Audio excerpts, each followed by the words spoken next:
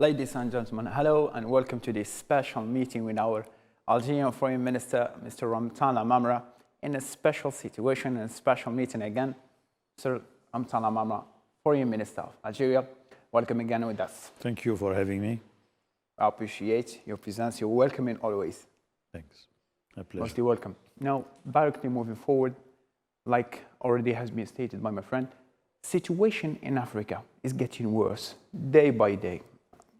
Nobody knows what is happening. So, as a direct question, precisely in Libya, which is a neighboring country, let me say why Libya insists on the Algerian presence for their resolution. Well, first of all, as far as Africa is concerned, yes, you are right to say that conflict situation in particular, are worsening. That's a fact of life. At the same time, there is a strong willingness on the part of the African leaders, as well as African people, to take their destiny in their hands. So they do have an important continental organization with very clear principles aiming at promoting African solutions to Africa's problems. Sometimes we are successful, other times we need to be more perseverant.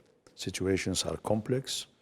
There are so many underlying causes for conflict situations in Africa, involving, as everywhere else, scarcity of natural resources, but also more specifically concerning the continent of Africa, ethnicity, problems linked to diversity or to promoting unity without due respect to diversity, or some other times, conflicts between the national unity and respect for languages, religions, and so on. In addition to another equation, which is the necessary balance to be stricken between the centrality of the capital, the government, and the main resources and quality life premises, and the rural world, which is traditionally left without the required necessary issues that are needed for a better life, including medical help and including schooling for children, including housing and so on and so forth. So this equation between the center and the peripheries in general is source of problems, and these kind of problems are not likely to be resolved merely by political speeches or diplomatic endeavors. Tackling the root causes of this kind of conflicts require working hard on development, human development, economic and social development, and taking into consideration a number of environmental challenges also. So as you can see, the issue is not easy, and therefore one would not be surprised if the conflict landscape situations in Africa tend to be structural, tends to be there to last, despite all the positive efforts which are being done to resolve these issues. Now, Libya is perhaps slightly different because this is a rich country. This is a country which is rich, well endowed by nature as far as natural resources are concerned, energy resources are concerned. The population is fairly small, and the population does not present the kind of diversity that would perhaps challenge its unity, as it is the case in other regions in Africa or in the world. So perhaps in the case of Libya, the solution has to be with promoting and strengthening the national unity, and also putting an end to external interventions and interference in the domestic affairs of the Libyans and the Libyan people. And that's precisely what is making the situation extremely difficult, extremely challenging.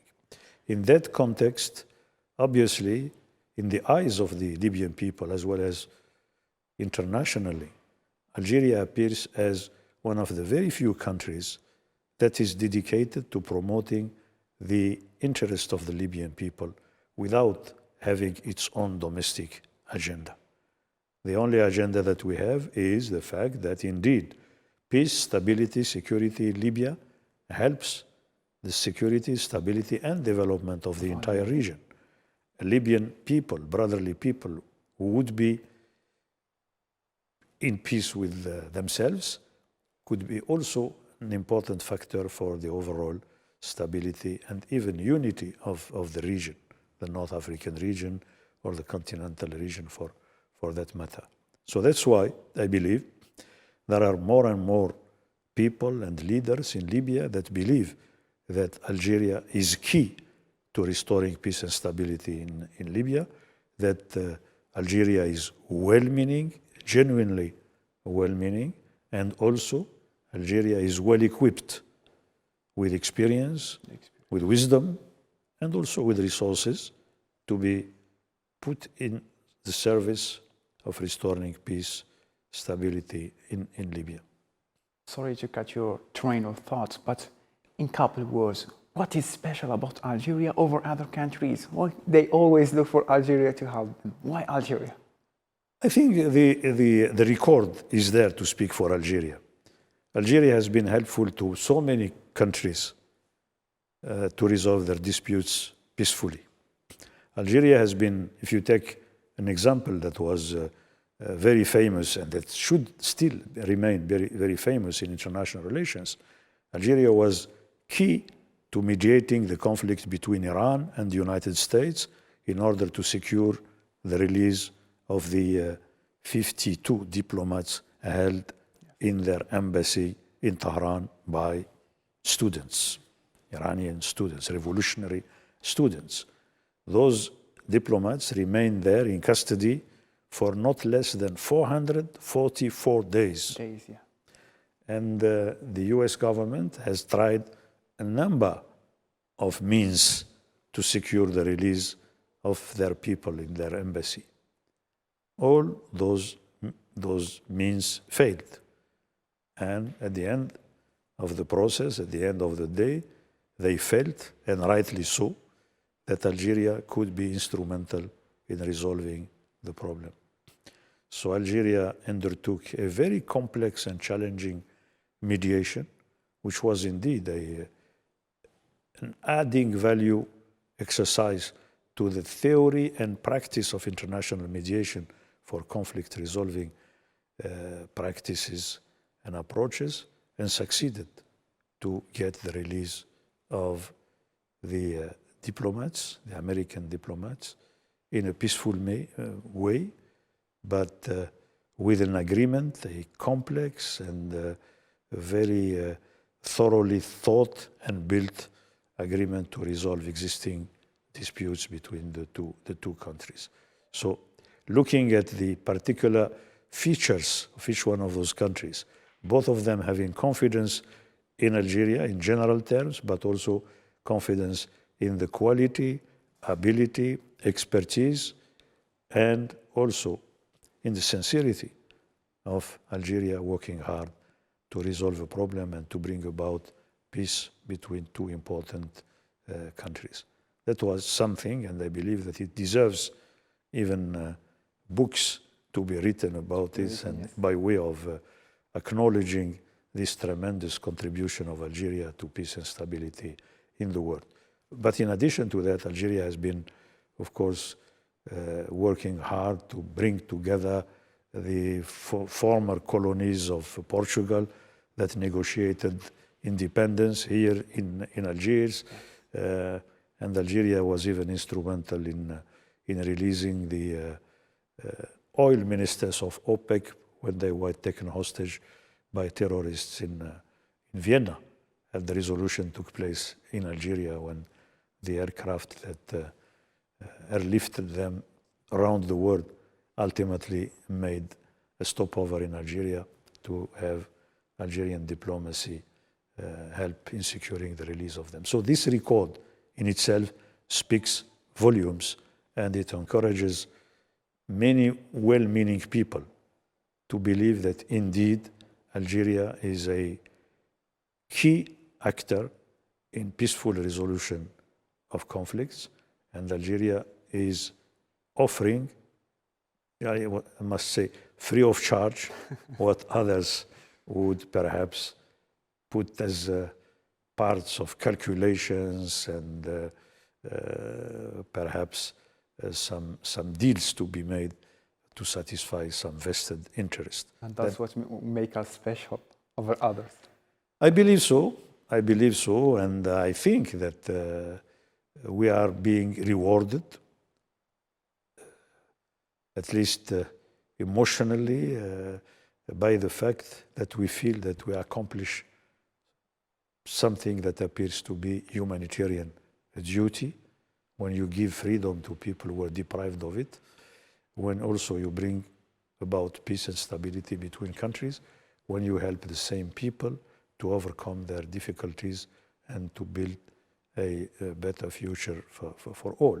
And that is why we are trying to help in achieving in sisterly Libya.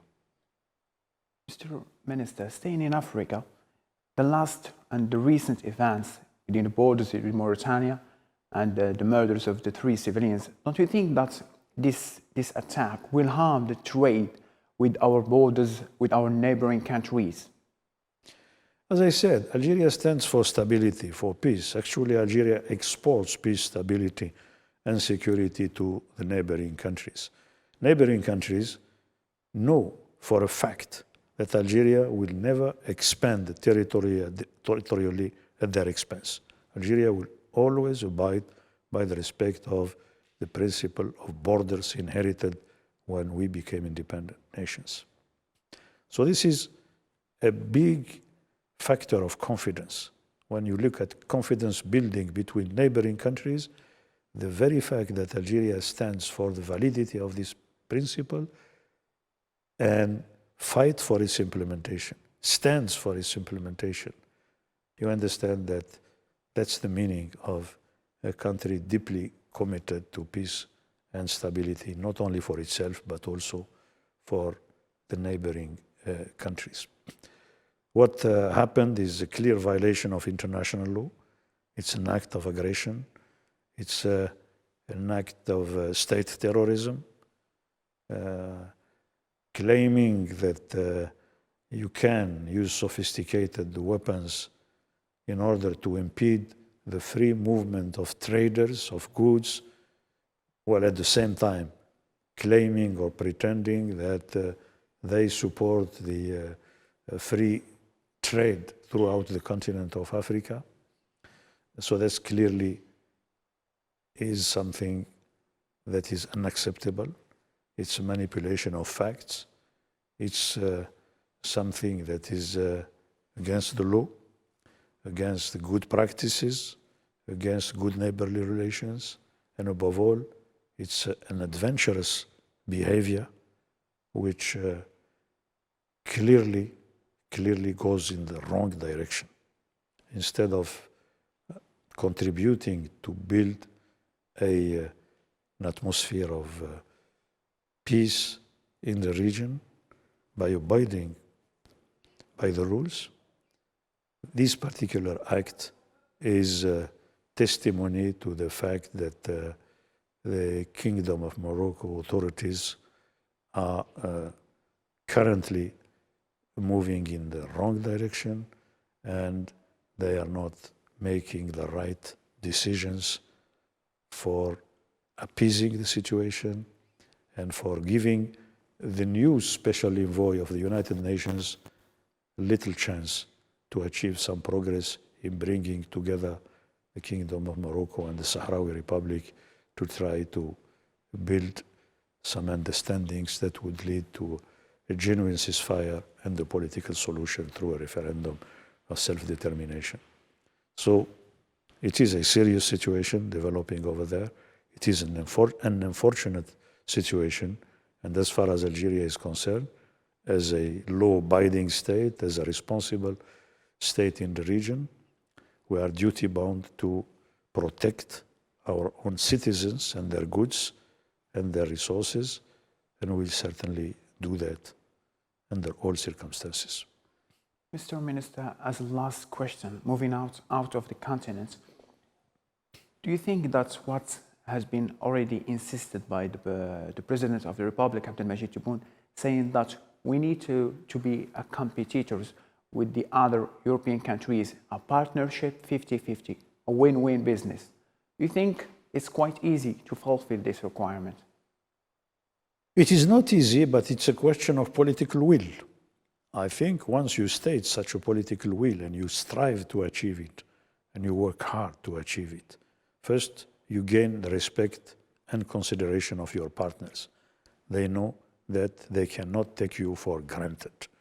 You are a country with history, you are a country with resources, you are a people that has made sacrifice for the better, for ourselves as well as for others, in a spirit of solidarity. And we are a country that stood for the permanent sovereignty of people over their natural resources. Algeria was instrumental in transforming the UN philosophy and doctrine with respect to nationalizing your own resources. There was a time when nationalizing was prohibited under the existing international law at that time.